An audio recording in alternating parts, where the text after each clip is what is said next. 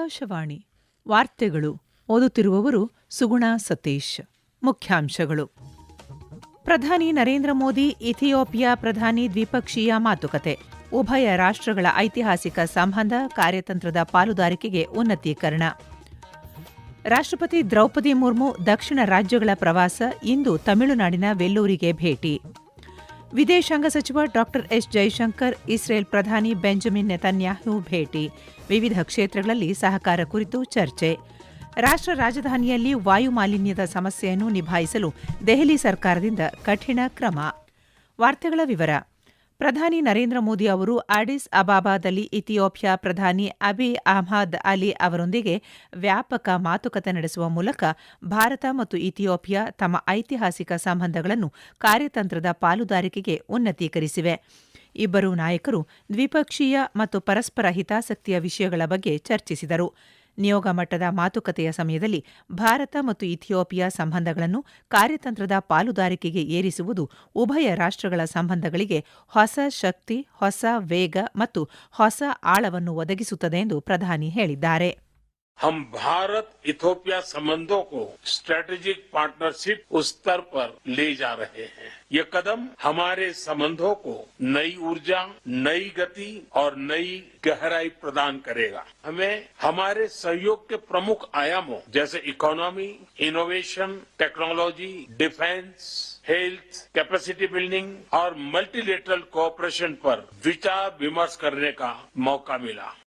ಕಾರ್ಯತಂತ್ರದ ಪಾಲುದಾರಿಕೆಗೆ ಸಂಬಂಧಗಳನ್ನು ನವೀಕರಿಸುವುದು, ಕಸ್ಟಮ್ಸ್ ಸಹಕಾರ, ಇಥಿಯೋಪಿಯಾ ವಿದೇಶಾಂಗ ಸಚಿವಾಲಯದಲ್ಲಿ ದತ್ತಾಂಶ ಕೇಂದ್ರವನ್ನು ಸ್ಥಾಪಿಸುವುದು, ವಿಶ್ವಸಂಸ್ಥೆ ಶಾಂತಿಪಾಲನಾ ತರಬೇತಿ ಸಹಕಾರ, G20 ಅಡಿಯಲ್ಲಿ ಸಾಲ ಪುನರ್ರಚನೆ, ಹೆಚ್ಚಿನ ಐಸಿಸಿಆರ್ ವಿದ್ಯಾರ್ಥಿ ವೇತನಗಳು ಮತ್ತು ಇಥಿಯೋಪಿಯನ್ನರಿಗೆ ಎಐ ಕಿರು ಕೋರ್ಸ್ಗಳು ಸೇರಿದಂತೆ 8 ಒಪ್ಪಂದಗಳಿಗೆ ಎರಡೂ ದೇಶಗಳು ಸಹಿ ಹಾಕಿವೆ. ಪ್ರಧಾನಿ ನರೇಂದ್ರ ಮೋದಿ ಅವರಿಗೆ ಇಥಿಯೋಪಿಯಾದ ಅತ್ಯುನ್ನತ ಪ್ರಶಸ್ತಿ the great honour Nishan of the Ethiopia ಪ್ರಶಸ್ತಿಯನ್ನು ಅಲ್ಲಿನ ಪ್ರಧಾನಿ ಡಾ ಅಬಿಯ್ ಅಹ್ಮದ್ ಅಲಿ ಪ್ರದಾನ ಮಾಡಿದರು. ಭಾರತದೊಂದಿಗೆ ಐತಿಹಾಸಿಕ ಸಂಬಂಧಗಳನ್ನು ಹಂಚಿಕೊಳ್ಳುವ ಇಥಿಯೋಪಿಯಾಗೆ ಪ್ರಧಾನಿ 2 ದಿನಗಳ ಭೇಟಿಯಲ್ಲಿದ್ದಾರೆ. ಭಾರತ ಇಥಿಯೋಪಿಯಾ ಪಾಲುದಾರಿಕೆಯನ್ನು ಬಲಪಡಿಸುವಲ್ಲಿ ಅವರ ಅಸಾಧಾರಣ ಕೊಡುಗೆ ಮತ್ತು ಜಾಗತಿಕ ರಾಜನೀತಿಜ್ಞರಾಗಿ ಅವರ ದೂರದೃಷ್ಟಿಯ ನಾಯಕತ್ವಕ್ಕಾಗಿ ಇಥಿಯೋಪಿಯಾದ ರಾಜಧಾನಿ ಅಡಿಸ್ ಅಬಾಬಾದಲ್ಲಿರುವ ಅಡಿಸ್ ಅಂತಾರಾಷ್ಟ್ರೀಯ ಸಮಾವೇಶ ಕೇಂದ್ರದಲ್ಲಿ ಆಯೋಜಿಸಲಾದ ವಿಶೇಷ ಸಮಾರಂಭದಲ್ಲಿ ಈ ಪ್ರಶಸ್ತಿಯನ್ನು ಪ್ರಧಾನಿಯವರಿಗೆ ಪ್ರದಾನ ಮಾಡಲಾಯಿತು.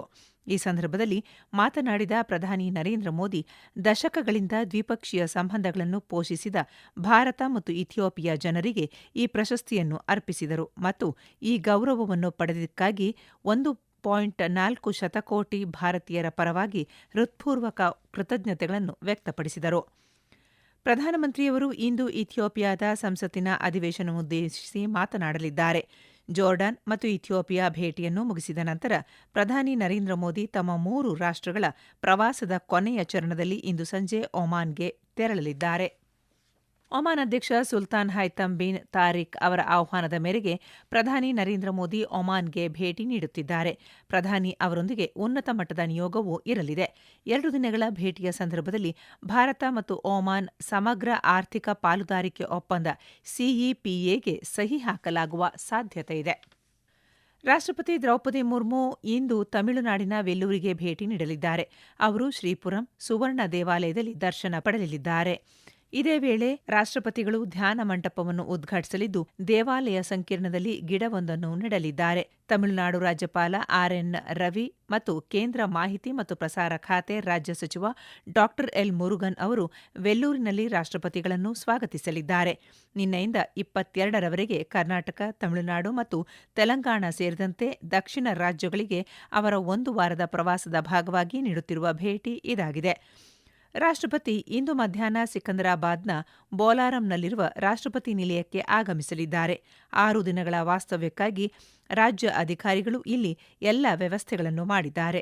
ರಾಷ್ಟ್ರಪತಿಗಳು ಇದೇ 19ರಂದು ರಾಜ್ಯ ಸಾರ್ವಜನಿಕ ಸೇವಾ ಆಯೋಗಗಳ ಅಧ್ಯಕ್ಷರಿಗಾಗಿ ರಾಷ್ಟ್ರೀಯ ಸಮ್ಮೇಳನವನ್ನು ಉದ್ಘಾಟಿಸಲಿದ್ದಾರೆ ಮತ್ತು ಇದೇ 20ರಂದು ಗಚಿಬೌಲಿಯಲ್ಲಿ ಬ್ರಹ್ಮಕುಮಾರಿಯರು ಆಯೋಜಿಸಿರುವ ಭಾರತದ ಕಾಲಾತೀತ ಜ್ಞಾನ, ಶಾಂತಿ ಮತ್ತು ಪ್ರಗತಿಯ ಹಾದಿಗಳು ಎಂಬ ವಿಷಯದ ಕುರಿತ ಸಮ್ಮೇಳನದಲ್ಲಿ ಭಾಗವಹಿಸಲಿದ್ದಾರೆ. ಈ ನಡುವೆ ರಾಷ್ಟ್ರಪತಿಗಳ ಭೇಟಿಯ ಹಿನ್ನೆಲೆಯಲ್ಲಿ ಅಲ್ವಾಲ್ ಮತ್ತು ಗಚಿಬೌಲಿ ಪೊಲೀಸ್ ಠಾಣೆ ಪ್ರದೇಶಗಳಲ್ಲಿ ರಿಮೋಟ್ ನಿಯಂತ್ರಿತ ಡ್ರೋನ್ಗಳು, ಪ್ಯಾರಾಗ್ಲೈಡರ್ಗಳು ಮತ್ತು ಮೈಕ್ರೋ ಲೈಟ್ ವಿಮಾನಗಳ ಕಾರ್ಯಾಚರಣೆಯನ್ನು ಹೈದರಾಬಾದ್ ಮತ್ತು ಸೈಬರಾಬಾದ್ ಪೊಲೀಸ್ ಆಯುಕ್ತಾಲಯಗಳು ನಿಷೇಧಿಸಿವೆ. ಈ ವಾರ್ತೆಗಳನ್ನು ಆಕಾಶವಾಣಿಯಿಂದ ಕೇಳುತ್ತಿದ್ದೀರಿ.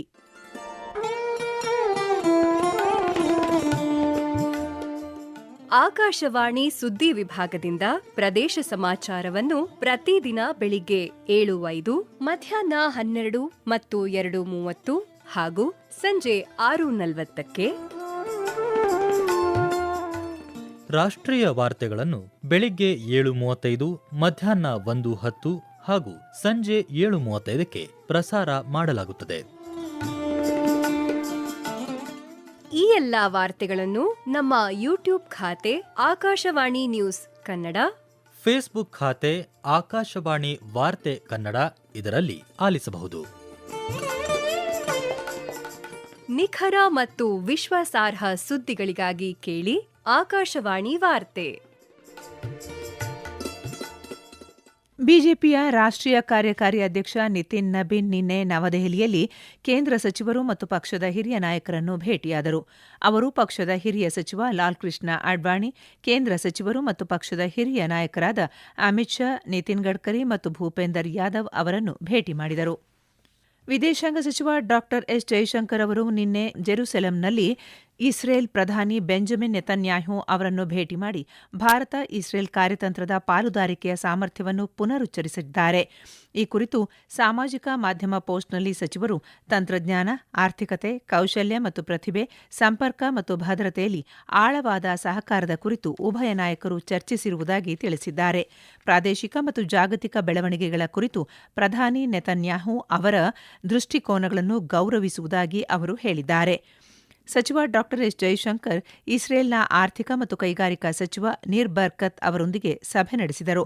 ಈ ವೇಳೆ ಎರಡೂ ದೇಶಗಳ ನಡುವೆ ಹೂಡಿಕೆ ಮತ್ತು ನಾವೀನ್ಯತೆ ಸಹಕಾರವನ್ನು ವಿಸ್ತರಿಸುವ ಬಗ್ಗೆ ಚರ್ಚಿಸಲಾಯಿತು. ಆರ್ಥಿಕ ಪಾಲುದಾರಿಕೆಯನ್ನು ಮತ್ತಷ್ಟು ಹೆಚ್ಚಿಸಲು ಭಾರತ ಇಸ್ರೇಲ್ ಮುಕ್ತ ವ್ಯಾಪಾರ ಒಪ್ಪಂದದ ಆರಂಭಿಕ ತೀರ್ಮಾನದ ಬಗ್ಗೆಯೂ ಉಭಯ ನಾಯಕರು ವಿಶ್ವಾಸ ವ್ಯಕ್ತಪಡಿಸಿದ್ದಾರೆ. ರಾಷ್ಟ್ರ ರಾಜಧಾನಿಯಲ್ಲಿ ವಾಯುಮಾಲಿನ್ಯದ ಸಮಸ್ಯೆಯನ್ನು ನಿಭಾಯಿಸಲು ದೆಹಲಿ ಸರ್ಕಾರ ಕಠಿಣ ಕ್ರಮಗಳನ್ನು ತೆಗೆದುಕೊಂಡಿದೆ. ಸುದ್ದಿಗೋಷ್ಠಿಯನ್ನುದ್ದೇಶಿಸಿ ಮಾತನಾಡಿರುವ ದೆಹಲಿ ಪರಿಸರ ಸಚಿವ ಮಂಜಿಂದರ್ ಸಿಂಗ್ ಸಿರ್ಸಾ, ನಾಳೆಯಿಂದ ಪೆಟ್ರೋಲ್ ಪಂಪ್ಗಳಲ್ಲಿ ಸರಿಯಾದ ಮಾಲಿನ್ಯ ನಿಯಂತ್ರಣ ಪಿಯುಸಿ ಪ್ರಮಾಣಪತ್ರವಿಲ್ಲದ ವಾಹನಗಳಿಗೆ ಇಂಧನ ನೀಡಲಾಗುವುದಿಲ್ಲ ಎಂದು ಹೇಳಿದರು. ದೆಹಲಿಯಲ್ಲಿ ನಿರ್ಮಾಣ ಸಾಮಗ್ರಿಗಳನ್ನು ತರುವ ಟ್ರಕ್ಗಳ ಮೇಲೆ ಸಂಪೂರ್ಣ ನಿಷೇಧ ಹೇರಲಾಗುವುದೆಂದು ಸಚಿವರು ಘೋಷಿಸಿದರು. ಇದಲ್ಲದೆ BS6ಗಿಂತ ಕಡಿಮೆ ವರ್ಗವನ್ನು ಹೊಂದಿರುವ ದೆಹಲಿಯ ಹೊರಗಿನ ಖಾಸಗಿ ವಾಹನಗಳನ್ನು ನಾಳೆಯಿಂದ ರಾಷ್ಟ್ರ ರಾಜಧಾನಿಗೆ ಪ್ರವೇಶಿಸಲು ಅನುಮತಿಸಲಾಗುವುದಿಲ್ಲ. ಯಾವುದೇ ಸರ್ಕಾರವು 9-10 ತಿಂಗಳುಗಳಲ್ಲಿ ಮಾಲಿನ್ಯವನ್ನು ಸಂಪೂರ್ಣವಾಗಿ ತೊಡೆದುಹಾಕಲು ಸಾಧ್ಯವಿಲ್ಲ. ಹಿಂದಿನ ಸರ್ಕಾರವು ತನ್ನ ಅಧಿಕಾರಾವಧಿಯಲ್ಲಿ ಯಾವುದೇ ದೃಢ ಕ್ರಮ ಕೈಗೊಳ್ಳಲಿಲ್ಲ. ಪ್ರಸ್ತುತ ಸರ್ಕಾರವು ಹದಗೆಟ್ಟ ಪರಿಸ್ಥಿತಿಗಳನ್ನು ಸುಧಾರಿಸಿದೆ ಮತ್ತು ವಾಯು ಗುಣಮಟ್ಟ ಸೂಚ್ಯಂಕವನ್ನು ಕಡಿಮೆ ಮಾಡಲು ನಿರಂತರವಾಗಿ ಕೆಲಸ ಮಾಡುತ್ತಿದೆ ಎಂದು ಅವರು ತಿಳಿಸಿದರು. ಅಫ್ಘಾನಿಸ್ತಾನದ ಸಾರ್ವಜನಿಕ ಆರೋಗ್ಯ ಸಚಿವ ಮೌಲವಿ ನೂರ್ ಜಲಾಲ್ ಜಲಾಲಿ ಅವರು ಆರೋಗ್ಯ ಕ್ಷೇತ್ರದಲ್ಲಿ ದ್ವಿಪಕ್ಷೀಯ ಸಹಕಾರವನ್ನು ಹೆಚ್ಚಿಸುವ ಉದ್ದೇಶದಿಂದ ಭಾರತಕ್ಕೆ ತಮ್ಮ ಮೊದಲ ಅಧಿಕೃತ ಭೇಟಿಗಾಗಿ ನಿನ್ನೆ ನವದೆಹಲಿಗೆ ಆಗಮಿಸಿದರು. ಅಫ್ಘಾನ್ ಆರೋಗ್ಯ ಸಚಿವರ ಆಗಮನಕ್ಕೆ ಆತ್ಮೀಯ ಸ್ವಾಗತವನ್ನು ವ್ಯಕ್ತಪಡಿಸಿದ ವಿದೇಶಾಂಗ ಸಚಿವಾಲಯ ಸಾಮಾಜಿಕ ಮಾಧ್ಯಮ ಪೋಸ್ಟ್ನಲ್ಲಿ ಈ ಭೇಟಿಯು ಅಫ್ಘಾನಿಸ್ತಾನದ ಆರೋಗ್ಯ ವ್ಯವಸ್ಥೆಗೆ ಭಾರತದ ನಿರಂತರ ಬೆಂಬಲವನ್ನು ಪ್ರತಿಬಿಂಬಿಸುತ್ತದೆ ಮತ್ತು ಉತ್ಪಾದಕ ಚರ್ಚೆಗಳನ್ನು ಎದುರು ನೋಡುತ್ತಿರುವುದಾಗಿ ತಿಳಿಸಿದೆ. ಈಗ ಮತ್ತೊಮ್ಮೆ ಮುಖ್ಯಾಂಶಗಳು. ಪ್ರಧಾನಿ ನರೇಂದ್ರ ಮೋದಿ ಇಥಿಯೋಪಿಯಾ ಪ್ರಧಾನಿ ದ್ವಿಪಕ್ಷೀಯ ಮಾತುಕತೆ, ಉಭಯ ರಾಷ್ಟ್ರಗಳ ಐತಿಹಾಸಿಕ ಸಂಬಂಧ, ಕಾರ್ಯತಂತ್ರದ ಪಾಲುದಾರಿಕೆಗೆ ಉನ್ನತೀಕರಣ. ರಾಷ್ಟ್ರಪತಿ ದ್ರೌಪದಿ ಮುರ್ಮು ದಕ್ಷಿಣ ರಾಜ್ಯಗಳ ಪ್ರವಾಸ, ಇಂದು ತಮಿಳುನಾಡಿನ ವೆಲ್ಲೂರಿಗೆ ಭೇಟಿ. ವಿದೇಶಾಂಗ ಸಚಿವ ಡಾ ಎಸ್ ಜೈಶಂಕರ್ ಇಸ್ರೇಲ್ ಪ್ರಧಾನಿ ಬೆಂಜಮಿನ್ ನೆತನ್ಯಾಹು ಭೇಟಿ, ವಿವಿಧ ಕ್ಷೇತ್ರಗಳಲ್ಲಿ ಸಹಕಾರ ಕುರಿತು ಚರ್ಚೆ. ರಾಷ್ಟ್ರ ರಾಜಧಾನಿಯಲ್ಲಿ ವಾಯು ಮಾಲಿನ್ಯದ ಸಮಸ್ಯೆಯನ್ನು ನಿಭಾಯಿಸಲು ದೆಹಲಿ ಸರ್ಕಾರದಿಂದ ಕಠಿಣ ಕ್ರಮ. ಇಲ್ಲಿಗೆ ವಾರ್ತಾ ಪ್ರಸಾರ ಮುಕ್ತಾಯವಾಯಿತು. ನಮ್ಮ ಮುಂದಿನ ವಾರ್ತಾ ಪ್ರಸಾರ ಮಧ್ಯಾಹ್ನ 12 ಗಂಟೆಗೆ.